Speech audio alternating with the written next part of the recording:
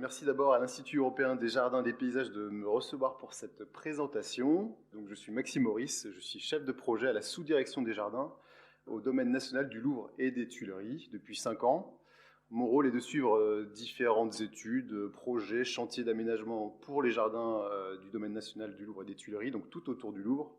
Et donc aujourd'hui, je vais vous présenter l'actualité du jardin, le jardin des Tuileries face aux enjeux patrimoniaux et écologiques, en mettant l'accent notamment sur les chantiers en cours, des chantiers qui sont menés depuis 2012 et qui sont encore en cours aujourd'hui, et qui sont en train de transformer doucement le jardin des Tuileries.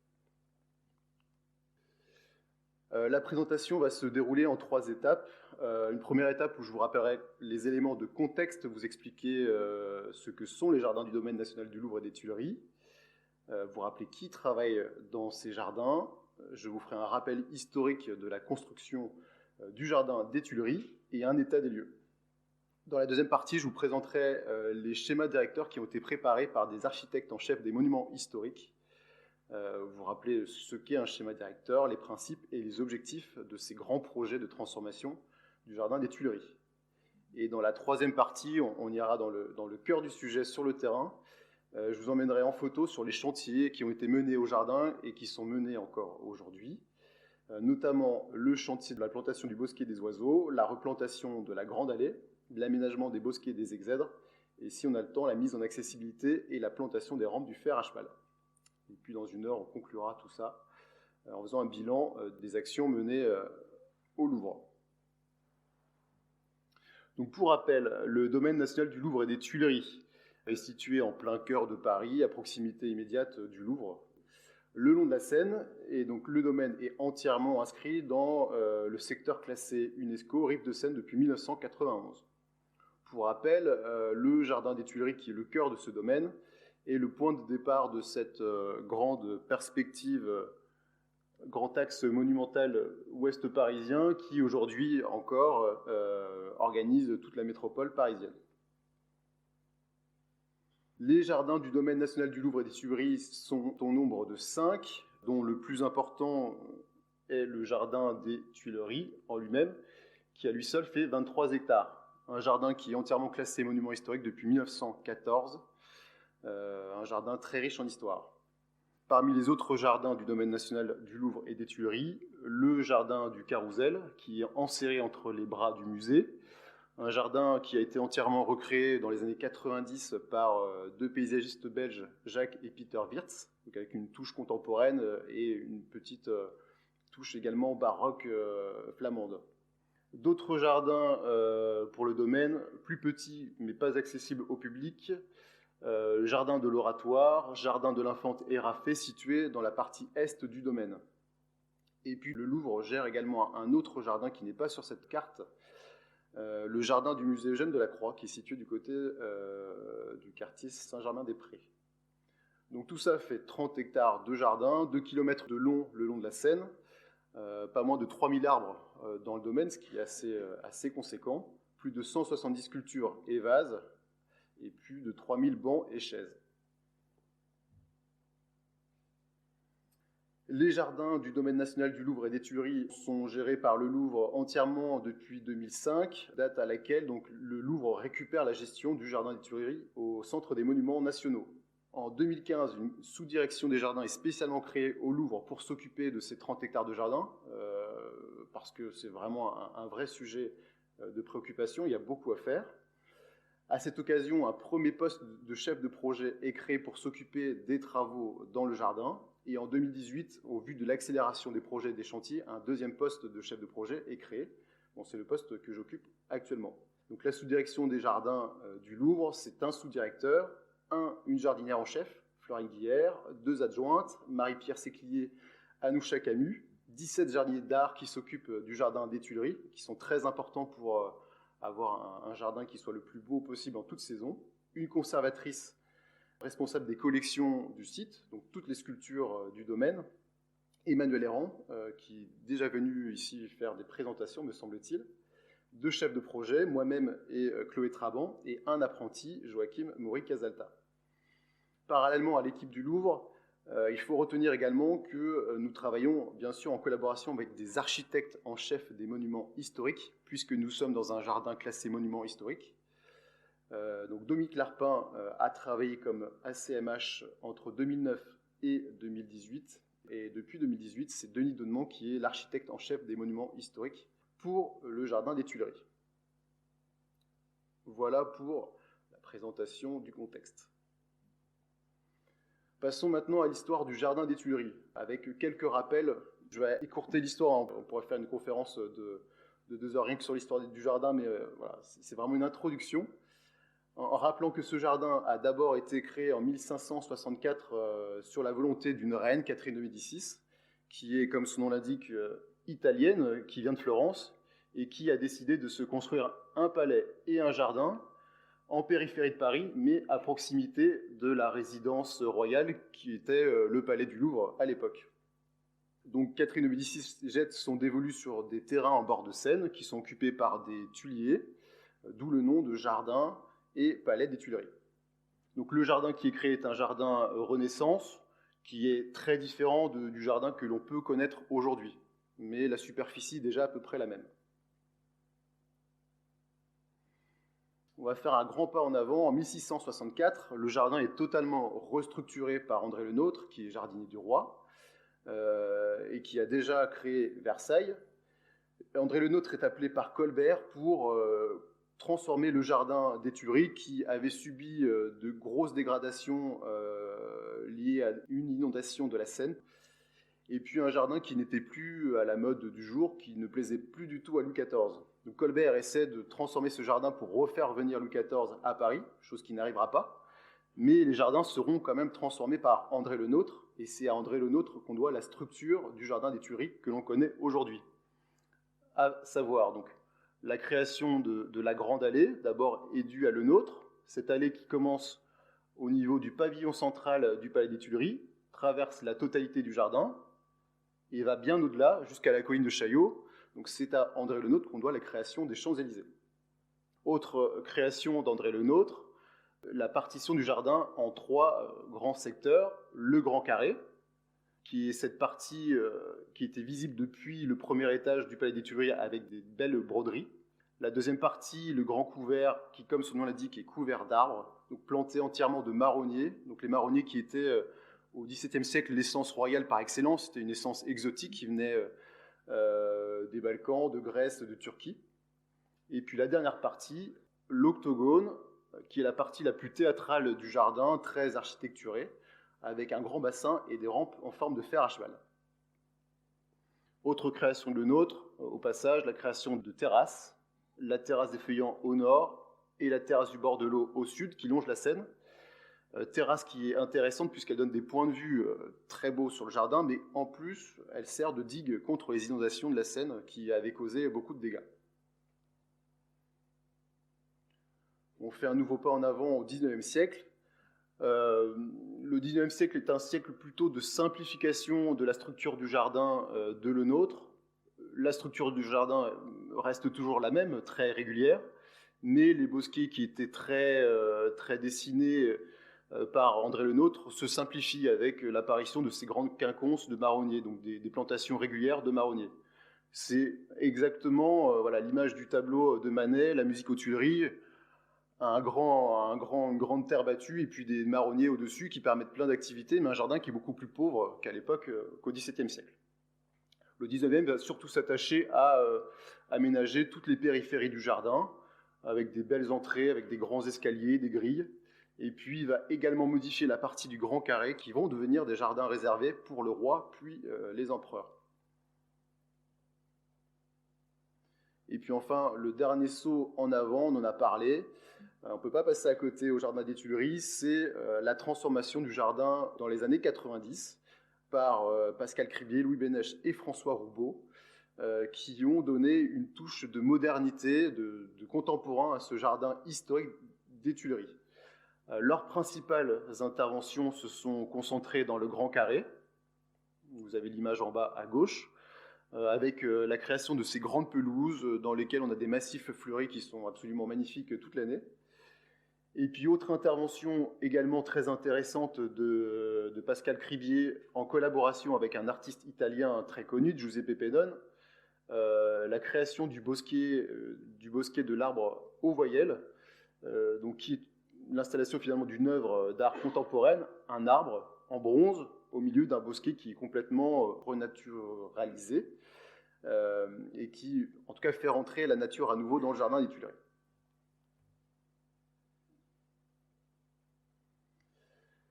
Autre information importante avant de passer au projet, je rappelle effectivement que le jardin des Tuileries est un jardin qui est extrêmement fréquenté. Et depuis toujours, le jardin des Tuileries est, avec le jardin du Luxembourg, l'un des premiers jardins publics de Paris. Bon, il a été ouvert dès le XVIIe siècle grâce à l'action de Charles Perrault à la bonne société parisienne. Il devient un véritable jardin public à la Révolution française. Et depuis lors, c'est un jardin qui n'a jamais désempli. En 2019, on a compté jusqu'à 14 millions de visiteurs au jardin des Tuileries, ce qui est absolument gigantesque. Alors c'est très bien, et à la fois ça peut être aussi un véritable problème, parce que 14 millions de visiteurs dans un jardin, bah, ça use énormément le jardin, et ça crée des dégradations absolument énormes qu'il faut toujours régler.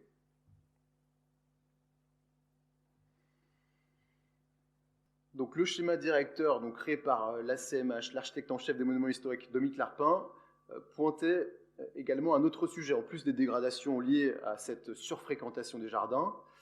Un autre constat qui est assez simple à faire, c'est que donc, le jardin des Tuileries est un jardin qui s'est aussi beaucoup minéralisé avec les années, avec les siècles. Donc, le jardin de Catherine de Médicis que je vous ai présenté au tout départ est certes très différent du jardin d'aujourd'hui, mais comportait 71% de part végétale. Le jardin de Le Nôtre, 1664, en comportait 60%. Et aujourd'hui, notre jardin des Tuileries tel que nous le connaissons ne comporte plus que 40% de végétal, donc 60% de minéral, ce qui est absolument énorme par minéral. Avec une structure égale, on a perdu 20% en l'espace de 3 siècles de végétal. Et c'est assez flagrant finalement sur ce plan. Vous voyez donc ces grandes plages de blanc qui sont des espaces en stabilisé. Moi, je citerai par exemple l'esplanade des Feuillants, 400 mètres de long, 50 mètres de large, qui est aujourd'hui le lieu de grands événements au jardin des Tuileries, donc des fêtes foraines, des salons. La Grande Allée, qui a perdu des alignements, mais j'en reparlerai tout à l'heure. Et puis la partie de l'Octogone qui n'a pas bougé d'un point de vue de l'architecture, mais qui a perdu toutes ses structures paysagères.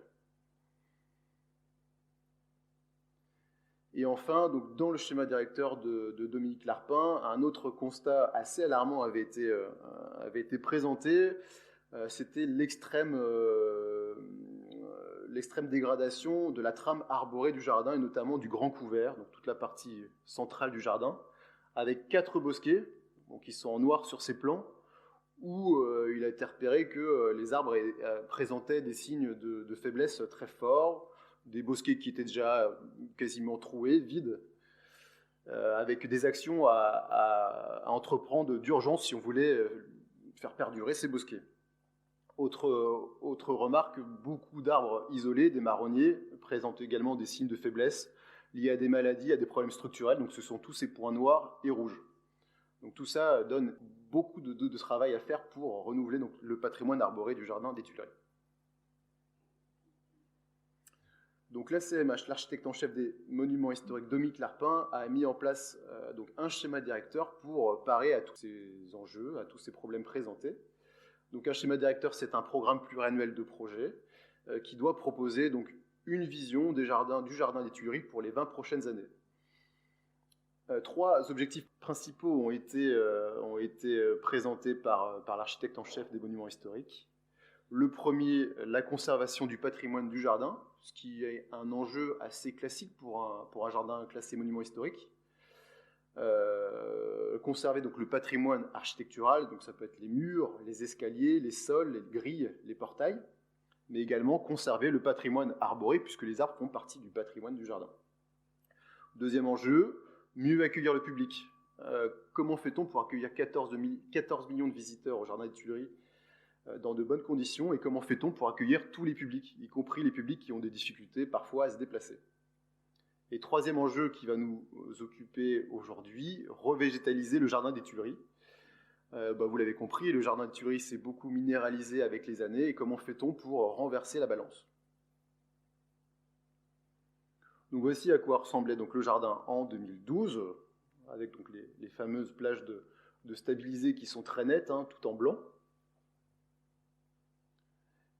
Et sur ce plan, alors ça va être compliqué de tout lire, mais vous avez en tout cas toutes les actions qui doivent être mises en place par l'architecte en chef des monuments historiques pour transformer le jardin.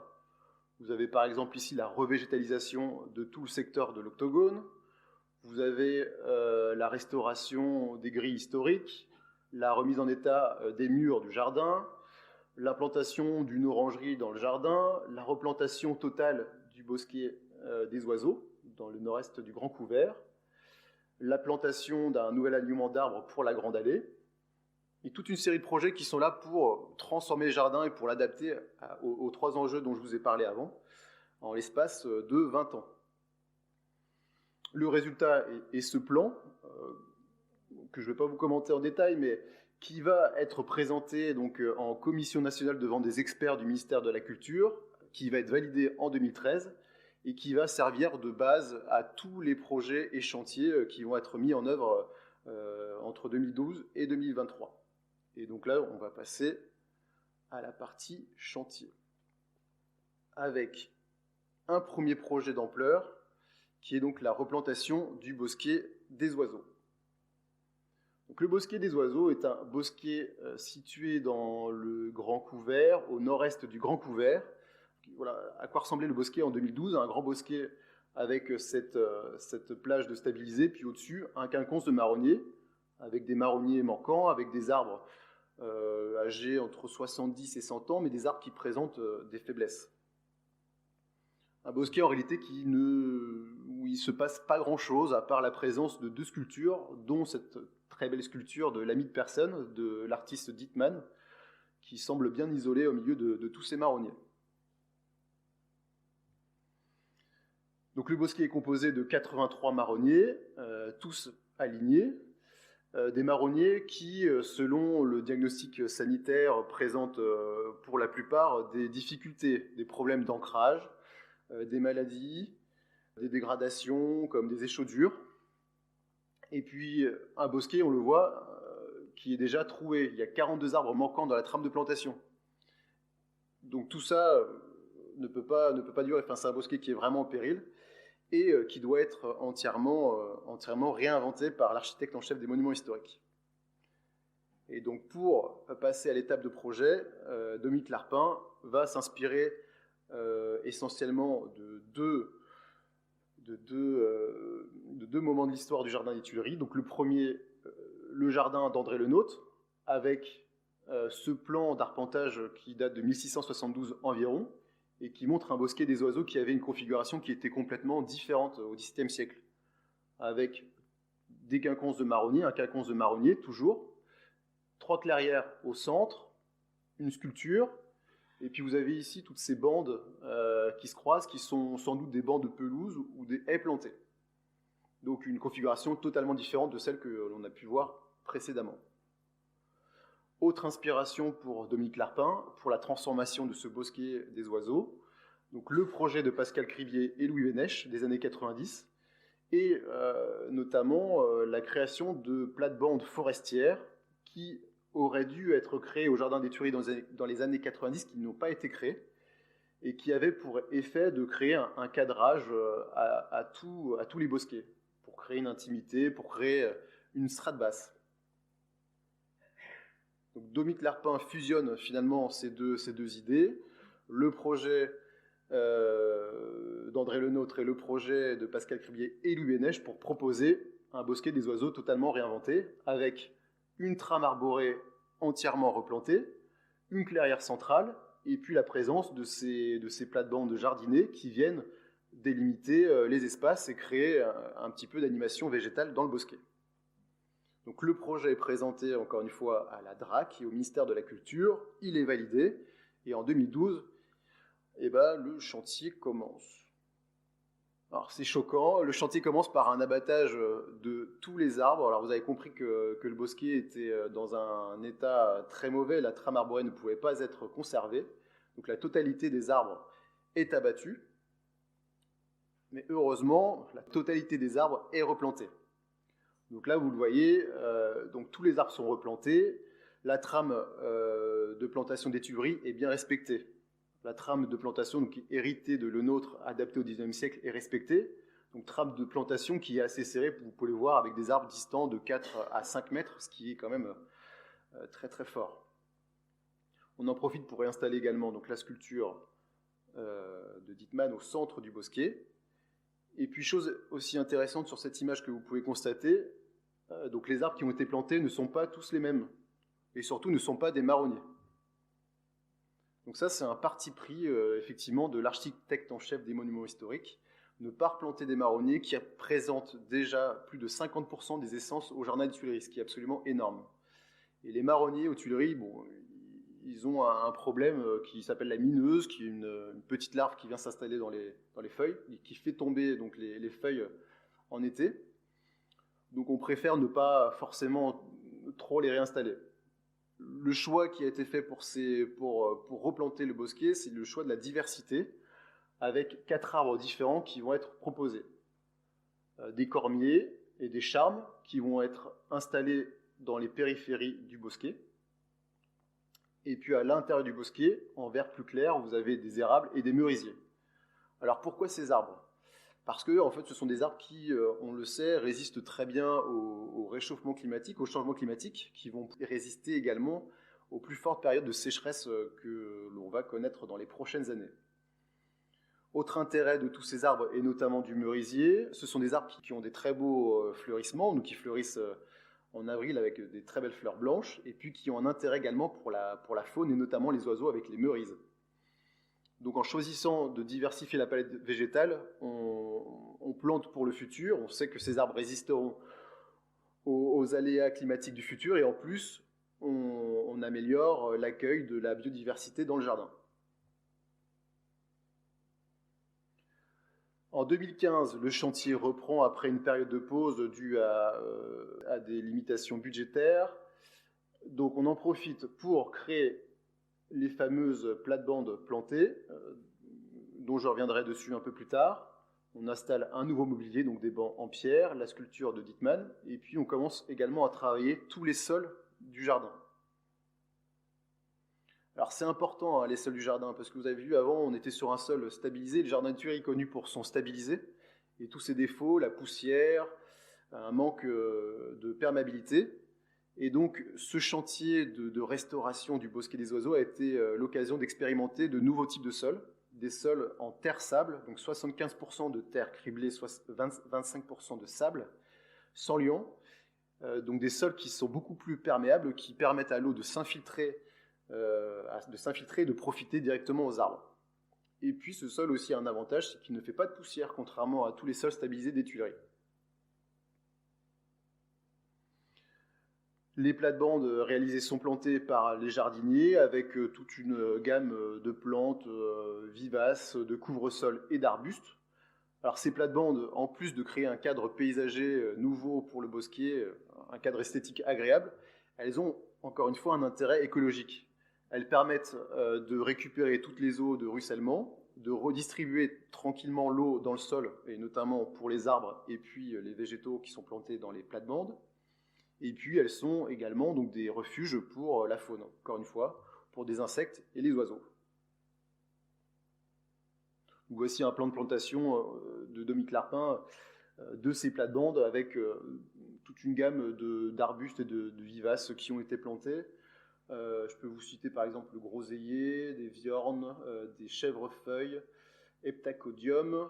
En couvre-sol, on a des pervenches, des lusules, quelques euphorbes, et j'en passe. Des plantes qui ne sont pas forcément très originales, mais des plantes qui marchent bien en tout cas dans des conditions de sous-bois, d'où le nom de plate-bande forestière. Donc voici le résultat du projet en 2016, donc 4 ans après l'abattage et la plantation du bosquet. Un résultat qui est quand même très concluant, qui permet de changer complètement l'aspect de ce bosquet qui était sec, je vous rappelle avec seulement du stabilisé des marronniers. Là on a des arbres qui ont bien poussé, des plates-bandes avec des jolis végétaux, et puis une sculpture de Dittmann qui a trouvé enfin sa place. Le chantier, alors, je le passe, est repris en 2019 pour sa deuxième tranche. Il est terminé complètement en 2019. Et donc là, vous avez une vue du bosquet en avril avec la floraison des merisiers. Donc c'est vraiment un lieu qui est assez magique, notamment à cette époque. Et le bosquet des oiseaux, qui est un bosquet complètement délaissé par le public, grâce à cet aménagement, est devenu l'un des bosquets préférés finalement des visiteurs des Tuileries, notamment des Parisiens qui viennent faire leur pique-nique tous les midis. Bon, autre vue du bosquet en été. Notez encore une fois voilà, ce grand couvert d'arbres, de merisiers, de charmes, etc., qui crée une ombre légère, très agréable, et qui permet de se protéger du soleil en été. Donc, bilan de l'opération. Donc, grâce à cette opération de replantation du bosquet nord-est, 116 arbres ont été replantés, donc 33 de plus qu'à l'état des lieux. 4 essences nouvelles ont été plantées dans le jardin des Tuileries, donc des essences qui, on le sait, vont résister au changement climatique et avoir un intérêt pour la faune du jardin. 700 mètres carrés de plate-bande ont été réalisés, soit 20% du bosquet, de la surface du bosquet. Et puis, autre point intéressant, ce bosquet a permis également l'expérimentation de sols terre-sable perméables qui nous permettent de passer à autre chose qu'au fameux sol stabilisé du jardin des Tuileries.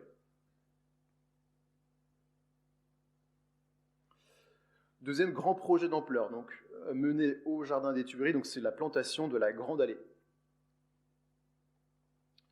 Donc la Grande Allée, j'en ai parlé tout à l'heure, c'est cette allée qui traverse la totalité du jardin, qui commençait à l'origine au niveau du Palais des Tuileries, qui se terminait au niveau de Concorde, mais terminait bien plus loin jusqu'aux Champs-Élysées. Voilà à quoi ressemblait donc la Grande Allée en 2020. Une grande allée qui est monumentale, en plein cœur de jardin, mais une allée qui, on peut le voir sur cette image, n'est pas forcément toujours très agréable. Une allée qui est extrêmement large, extrêmement sèche. Donc, je vous remets cette image à nouveau pour comprendre. Donc, la grande allée donc, créée par le nôtre, le palais des Tuileries, le pavillon central, donc la grande allée qui traverse le jardin jusqu'au niveau de la place de la Concorde et puis qui continue jusqu'à la colline de Chaillot et aux Champs-Élysées actuels. Pour magnifier cette allée, donc André Le Nôtre va planter des alignements d'arbres, des alignements de marronniers pour renforcer cet effet de perspective vers le lointain. Donc ça va très bien marcher pendant les premières années du jardin. Ça va marcher jusqu'au début du XVIIIe siècle. Là, on a une image de cette grande allée vers 1780 qui montre que les marronniers plantés par Le Nôtre sont toujours là, mais ont tellement grandi qu'ils finissent par encombrer la vue, la perspective vers les Champs-Élysées. Donc petit à petit, ces marronniers vont être abattus et vont être totalement abattus en 1810 à l'occasion d'un grand événement, donc le mariage de Napoléon Ier et de Marie-Louise d'Autriche, dont le cortège passe par le jardin. Donc à partir de 1810, cette grande allée prend cette dimension monumentale qu'on lui connaît aujourd'hui, donc une grande allée qui est extrêmement large, 30 mètres de large, qui a plutôt des dimensions de boulevard urbain plutôt que d'allée de jardin. Alors l'inconvénient, là, on le devine avec cette dame qui se balade dans l'allée, c'est qu'en plein été, ça donne des conditions de visite qui sont vraiment difficiles. Il n'y a pas d'ombre. Et puis vous imaginez, dès qu'il y a du vent, c'est un véritable couloir à vent. On a toutes les poussières qui s'élèvent. Donc c'est une allée qui marche pas très bien. Et puis l'effet de perspective voulu par le nôtre n'existe plus vraiment, puisqu'on a perdu 2 alignements. Les vues s'ouvrent très largement vers la place de la Concorde, mais ne cadrent plus vers le centre des Champs-Élysées. Donc c'est ce constat qui a poussé donc l'architecte en chef des monuments historiques Dominique Larpin, puis Denis Denemont et le Louvre, à vouloir replanter la Grande Allée, en s'inspirant encore une fois d'André Le Nôtre, avec ce fameux plan d'arpentage de 1672. Donc là, on comprend très bien, cette grande allée qui fait aujourd'hui 30 mètres de large, à l'époque faisait plutôt 16 mètres de large. Et donc, c'est ce plan d'André Le Nôtre qui va servir de guide pour la replantation. Encore une fois, donc état avant chantier, 30 mètres de large, et puis la proposition de projet présentée avec la réduction de la grande allée à 16 mètres de large, ce qui change complètement la configuration du jardin. Bon, une fois qu'on a choisi l'emplacement des arbres, il faut maintenant choisir avec quelle essence replanter. Et encore une fois, donc, le choix ne va pas se porter sur le marronnier, qui, je le rappelle, représente déjà plus de 50% des arbres du jardin des Tuileries. Parmi les arbres proposés par l'architecte, le platane, le micocoulier, le tilleul ou l'orme, c'est l'orme qui va finalement remporter la mise, puisque c'est un arbre qui est régulièrement utilisé dans les jardins royaux pour créer des alignements. Et puisque c'était un arbre qui était extrêmement présent au jardin des Tuileries jusque dans les années 30, voire 70, avant la destruction par la graphiose, qui est une maladie qui touche tous les ormes en Europe et en Amérique. Donc on choisit de replanter un orme, et bien sûr on va choisir un orme un peu spécial qui résiste à la graphiose. C'est l'orme Vadavanu qui a été préparé par Jean Pinon de l'INRA, un hybride de plusieurs ormes. Donc on sait qu'il va résister donc, à cette maladie, qui va résister dans le temps. Et puis cet orme Vadavanu a aussi un autre avantage, et on peut le deviner sur cette image, c'est qu'il a un port plutôt colonnaire, donc il va plutôt pousser en hauteur, pas trop en largeur. Et donc il ne va pas encombrer la perspective lorsqu'il va grandir. Il va monter comme ça et pas aller sur les côtés. Donc le projet, encore une fois, est présenté en commission nationale devant les experts du ministère de la Culture en 2018. Il est validé et tout ça permet de passer à l'étape du chantier, avec au préalable la sélection donc, des arbres en pépinière, donc pépinière Guillaume-Bourne en Isère, où l'architecte est en train de choisir les arbres, les ormes, des ormes qui doivent être le plus similaires possible, des ormes qui doivent mesurer 4 à 5 mètres de hauteur et avoir une force, donc un diamètre de 15 à 20 cm.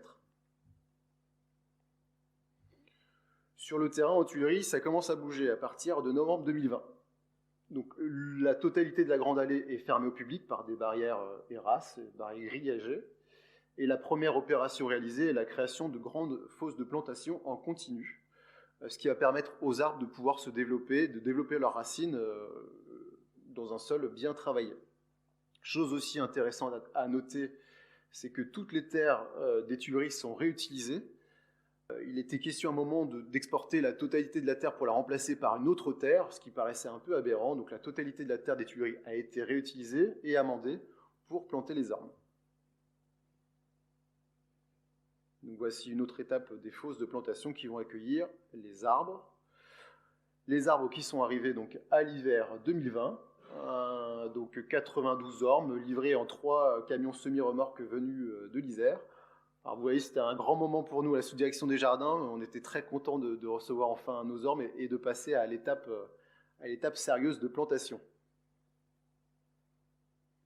Donc plantation des arbres en série, arbres en motte, on peut le voir, dans des fosses déjà travaillées.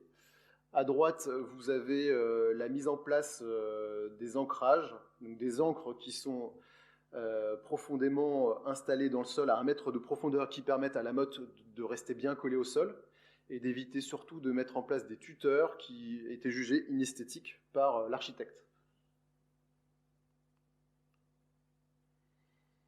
Autre étape très importante, après la plantation, la mise en place des protections d'arbres. Alors, j'en ai pas parlé au Bosquet des Oiseaux, mais c'est quand même un élément essentiel au Jardin des Tuileries. Donc, vous avez compris, 14 millions de visiteurs, c'est 14 millions x 2 de pieds qui marchent partout, qui écrasent les sols, qui écrasent les racines des arbres. Et pour nous, ça veut dire concrètement qu'il faut mettre en place des protections. Donc là, ce que vous voyez sur cette image, ce sont ce qu'on appelle des chaises d'arbres, donc des protections en bois de châtaignier, et qui permettent de mettre à distance le public des arbres, d'éviter le piétinement des racines. Autre protection très importante sur la grande allée, la mise en place également de ces canisses en bambou qui protègent les troncs des dégradations et surtout des brûlures du soleil, des échaudures, surtout sur la grande allée où on a une réverbération du soleil qui est très forte et qui peut vraiment provoquer des vraies brûlures sur le tronc et des mortalités importantes sur les arbres. 6 ormes ont été équipés de sondes tensiométriques. Alors, ces sondes tensiométriques, elles ont été installées pour aider les jardiniers à bien arroser les arbres. Les sondes sont installées au-dessus de la motte de l'arbre en surface et puis à 1 mètre de profondeur, elles permettent finalement de mesurer les besoins en eau de l'arbre, de savoir à quel moment arroser et quelle quantité arroser. C'est quelque chose qui a très bien marché, qui nous a permis à l'été 2021 d'arroser les arbres seulement 6 fois 100 litres, ce qui est assez peu. Si on n'avait pas eu ce type de sonde tensiométrique, je pense qu'on aurait arrosé le double et peut-être par 200 litres pour pas grand-chose. Et puis c'est sans doute grâce à ce système qu'aujourd'hui on peut dire 2 ans après que 100% des arbres plantés ont repris. Il n'y a eu aucune mortalité. Donc a priori c'est un système qui a quand même très bien fonctionné. Voici donc encore une fois une image du chantier de plantation de la Grande Allée, vue depuis le bassin rond. Autre vue un petit peu originale depuis l'obélisque de la place de la Concorde. Et donc voici le résultat, une image de la Grande Allée à l'été dernier, qui a retrouvé donc des dimensions d'allée de jardin. Vous vous souvenez de cette grande allée qui faisait 30 mètres de large, qui était assez désagréable. Et puis vous voyez donc cette allée qui a complètement changé, qui est vraiment devenue le cœur du jardin, avec ces très beaux alignements d'ormes. Et surtout donc une allée qui recentre les vues vers les Champs-Élysées d'un côté, et puis vers l'Arc de Triomphe du Carrousel de l'autre. L'avantage également d'avoir planté ces doubles alignements d'ormes, c'est la création de ces contre-allées qui sont extrêmement fréquentées par le public aujourd'hui, parce qu'elles sont ombragées. Donc on a beaucoup de personnes qui se baladent maintenant préférentiellement dans ces contre-allées ou qui installent des chaises pour profiter du jardin. Une autre vue de la Grande Allée.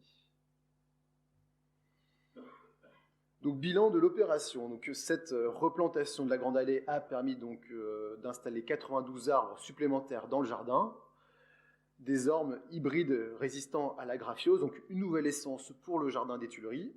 Et ce projet a permis l'expérimentation donc, des sondes tensiométriques, ce qui a favorisé donc, la reprise des arbres et a permis de faire des grandes économies d'eau.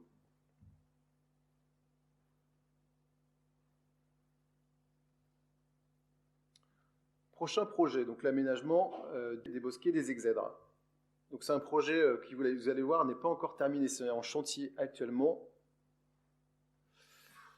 C'est un projet qui ressemble beaucoup donc, au projet qui a été mené sur le bosquet des oiseaux. Donc les bosquets des Exèdres, ce sont 2 bosquets qui sont situés à l'est du grand couvert du jardin des Tuileries. Donc ce sont 2 bosquets qui sont extrêmement précieux, très beaux, avec un certain charme romantique. Avec ce très beau bassin miroir, les boulingrins qui ont été créés à l'époque de Lenôtre, et puis ces éléments architecturaux qui nous viennent tout droit de l'époque révolutionnaire. Petit détail, donc les bosquets portent le nom de ces exèdres, donc ces bancs de forme circulaire qui sont inspirés donc des bancs qui étaient utilisés par les philosophes grecs pour enseigner à leurs élèves. Ces bancs donc, ont été créés entre 1794 et 1798, en pleine période révolutionnaire. Ils sont dus à un souhait donc, du comité, j'ai perdu le nom, mais, de Robespierre, le comité Salut Public, c'est ça. Et c'est vraiment un héritage assez unique de l'époque révolutionnaire dans un jardin public. Petit détail intéressant, donc ces bancs arrondis ont été créés donc avec des marbres récupérés du jardin de Marly. Ils ont été décorés de sphinges que l'on appelle chimères, créées par Masson, un sculpteur. Des chimères qui, on peut le voir, sont extrêmement usées après 230 années dans le jardin. Et je reviens en arrière. Donc ces éléments sont vraiment des éléments précieux, mais on peut le voir sur la photographie, sont relativement dégradés, très sales. Des pierres sont manquantes, et puis surtout, sur l'Exèdre Sud, il y a eu un énorme dégât dû à une tempête. Un marronnier est tombé sur l'Exèdre Sud en octobre 2021 et a créé un dommage assez important qui ne pouvait pas rester très longtemps à l'air libre. Donc ces créations, encore une fois, sont vraiment des créations de l'époque révolutionnaire, à un moment où la mode était à l'antique, donc on adorait copier des monuments antiques. Par exemple, donc, les exèdres sont copiés d'un tombeau, le tombeau de Mamia à Pompéi, qui a été découvert en 1782. Et puis pour les chimères, l'inspiration est à chercher du côté d'une chaise antique qui était exposé au Vatican à l'époque et qui est aujourd'hui exposé au musée du Louvre. Donc ce bosquet, j'en ai parlé dans la première partie, est un bosquet qui a un certain charme romantique, mais on se rend compte sur cette photographie est dans un état de dégradation assez avancé. Vous voyez ici des souches, vous voyez qu'il y a des trous partout dans le bosquet. Les marronniers, d'année en année, sont abattus parce qu'ils sont malades, on repère des bactéries pseudomonas, on repère des armillaires, certains arbres sont instables et finissent par tomber. Donc voilà, le fameux arbre qui est tombé en octobre 2021 sur l'Exèdre, heureusement pas sur le public, mais il n'a fait que des dégâts matériels. Et puis voici donc encore une fois une illustration de ce bosquet qui est complètement vide, avec des arbres qui se retrouvent tout seuls, un peu esselés, déséquilibrés, et qui sont vraiment la proie de chaque tempête. Donc 67 arbres sont manquants dans la totalité de la trame de plantation, 20 arbres ont des espérances de vie de moins de 10 ans. Donc tout ça veut dire que, comme pour le bosquet des oiseaux, la meilleure action à entreprendre si on veut avoir un bosquet qui puisse perdurer dans les années à venir, c'est finalement de replanter la totalité du bosquet. Donc l'architecte travaille au projet et on va s'inspirer donc de deux éléments principaux. Il va s'inspirer d'abord de ces gravures de 1803 qui montrent un certain romantisme dans la composition de ces bosquets. Et puis il va s'inspirer encore une fois donc des projets de Pascal Cribier et Louis Bénèche, qui dans les années 90 ont créé ces bassins qui n'existaient pas avant. On a l'impression que les bassins sont là depuis toujours, mais les bassins ont été seulement créés dans les années 90. Donc voici donc les images de projet proposées par l'architecte. Un bosquet qui est entièrement replanté, entièrement renaturalisé, avec donc les bancs nettoyés. Les objectifs principaux donc, de ce projet sont de restaurer les architectures, de replanter la trame arborée, et encore une fois, de déminéraliser les bosquets par la création de plates-bandes. Voici une autre image de projet qui donne très envie. Une fois le projet présenté, donc encore une fois, il est présenté donc, à la DRAC, donc, qui valide le principe, qui nous permet de passer au chantier, un chantier qui démarre en novembre de l'année dernière, novembre 2022. Au préalable de ces grandes opérations de chantier, donc, le Louvre installe donc, ces panneaux de médiation qui permettent au public de comprendre ce qui va se passer dans ces bosquets, et notamment les opérations d'abattage. Donc préparation des bosquets au chantier, ça veut dire donc dépose de toutes les sculptures pour mise à l'abri, dépose des garde-corps pour restauration en atelier, vidange des bassins, ce qui permet donc d'avoir le champ libre pour, encore une fois, passer à cette étape d'abattage, qui va prendre 9 jours. Un abattage donc, qui est assez simple, hormis certains arbres qui sont quand même assez anciens, des arbres d'une centaine d'années qui étaient assez volumineux, et qui vont demander des opérations de démontage délicats. Donc voici donc le résultat de l'abattage après 9 jours. Donc, on repart finalement sur une page blanche pour le bosquet des Exèdres. Et là, le chantier de replantation peut enfin commencer. Avec donc la première étape, la préparation des sols, la mise en place de graves sur le sol qui va permettre d'avoir un chantier propre jusqu'à aujourd'hui. La création des fosses de plantation pour accueillir les arbres. Toujours des fosses de plantation continues pour que les arbres puissent bien explorer les sols. La mise en place d'arrosage automatique pour l'arrosage des vivaces et des arbustes des plates-bandes créées. Livraison des arbres pour la plantation. Encore une fois, donc, le parti pris de l'architecte n'est pas de replanter des marronniers qui sont déjà beaucoup trop présents dans le jardin. Et là, il y aura des choix assez originaux qui vont être faits. Côté sud, les arbres qui vont être choisis sont des arbres plutôt à tendance méditerranéenne, bassin méditerranéen et Proche-Orient, avec notamment la plantation de chênes chevelus sur la périphérie des bosquets, plantation d'érables de Montpellier sur la partie intérieure du bosquet, érables de Montpellier qui ont vraiment très fort intérêt pour la couleur du feuillage à l'automne, et puis lilas de Perse en ponctuation, c'est le Melia azedera qui a des très belles floraisons violettes à l'été. Côté nord, il y a un autre parti pris pour le choix des arbres, Là, on va chercher plutôt des essences exotiques, asiatiques et américaines qui vont rappeler les voyages botaniques du XVIIe siècle, au moment de la création des exèdres. Là, on va retrouver donc des pacaniers ou des noyers d'Amérique sur le pourtour extérieur, des savonniers sur la partie intérieure, alternés avec des magnolias de Kobe avec des floraisons blanches. Donc tous ces arbres, encore une fois, ont un avantage. Enfin, on sait que ce sont des arbres qui vont résister au changement climatique. Ce sont des arbres qui sont déjà présents en Île-de-France, dont on a déjà testé l'efficacité. Et puis, ce sont des arbres qui sont intéressants, encore une fois, pour la faune. Donc voici une étape après la plantation de tous les arbres, puis la création, encore une fois, de ces plates-bandes végétalisées. Toujours cette étape de travail des sols avec une mise en place de graves sur 20 cm, graves drainantes qui vont permettre à l'eau de bien entrer dans le sol. Et puis en surface, 8 cm de terre-sable qui permettent encore une fois de ne pas réaliser un stabilisé qui est trop poussiéreux et qui est trop imperméable et qui ne profite pas aux arbres.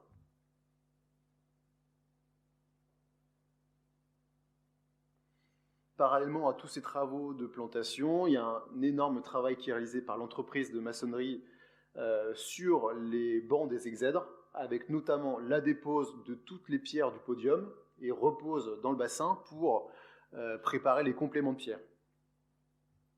Voici donc le résultat. On avait un podium qui était vraiment dans un très mauvais état, avec des joints ouverts, des pierres manquantes, et là on a retrouvé le podium, un très beau podium, très belle opération de calpinage des pierreux. Donc restauration également des bancs des exèdres avec changement des marbres qui étaient parfois très usés.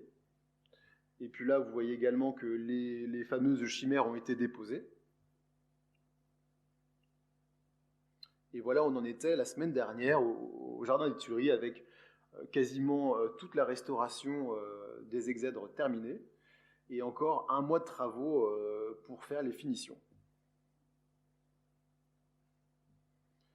Et donc parallèlement à ça aussi, donc les chimères ont été déposées, mais bien sûr on va les remplacer. On va les remplacer par des copies en marbre.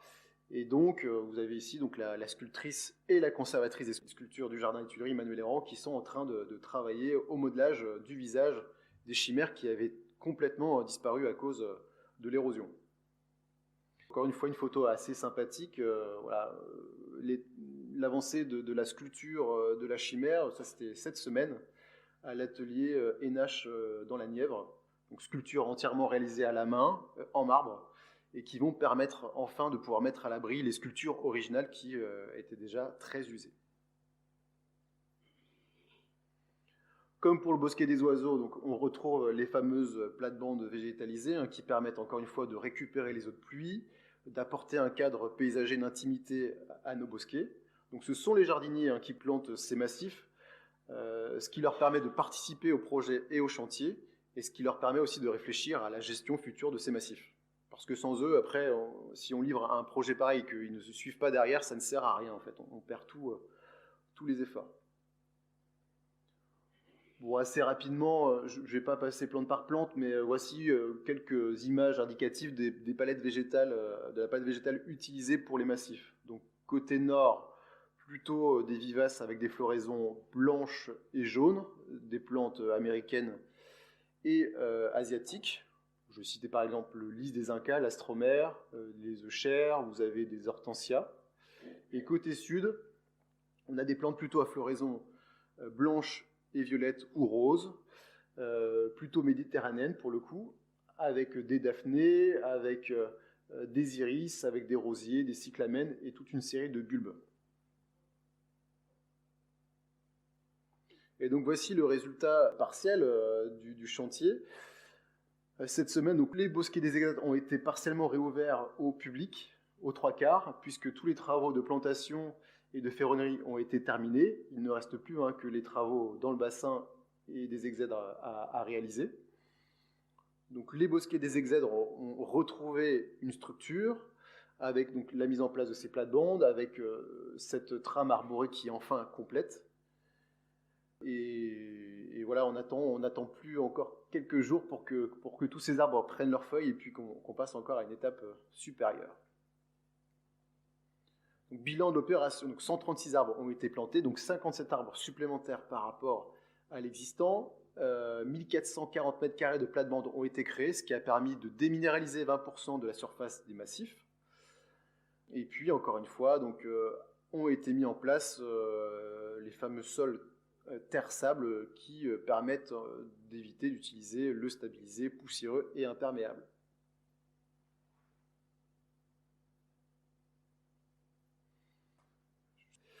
Alors, il reste encore beaucoup de projets au Jardin des Tuileries, je vous présente encore un avant d'arrêter. Donc, un grand projet qui est la végétalisation de l'octogone. L'octogone qui est cette partie ouest du jardin, qui est extrêmement architecturée, qui est la partie la plus pure du jardin de Lenôtre, avec le bassin de l'octogone et puis ces rampes du fer à cheval qui permettent d'accéder aux terrasses de l'orangerie et des Tuileries. Donc ce sont de très belles rampes qui sont quasiment intactes au XVIIe siècle, mais qui, on le voit sur cette image, sont très minérales, très sèches. Ce sont des rampes avec des sols dégradés, qui sont difficiles d'accès pour les personnes à mobilité réduite. Et donc l'architecte en chef des monuments historiques actuels, Denis Denemont, est en train de préparer un projet pour complètement transformer cette partie du jardin, la revégétaliser, avec notamment la plantation de taupières sur les rampes du fer à cheval, la restauration donc, des grandes roseraies, et la plantation également de taupières dans l'alignement des escaliers Lenôtre en nord-sud. Tout ça est inspiré, encore une fois, donc des plans et gravures de l'époque de Lenôtre. Sur cette gravure, vous pouvez apercevoir ces boules, hein, ce sont les taupières qui étaient plantées à l'époque de Lenôtre, taupières de buis. Et encore une fois, sur cette partie du jardin, une partie des travaux ont déjà été réalisés, comme la restauration donc des roseraies par les jardiniers d'art du Jardin des Tuileries. Restauration également des escaliers Lenôtre par les entreprises en marché avec le Louvre. Et puis surtout, chantier en cours, très bientôt, donc à l'été 2023, vous aurez donc la restauration des rampes du fer à cheval avec la plantation de taupières qui vont complètement changer l'esthétique de cette partie du jardin.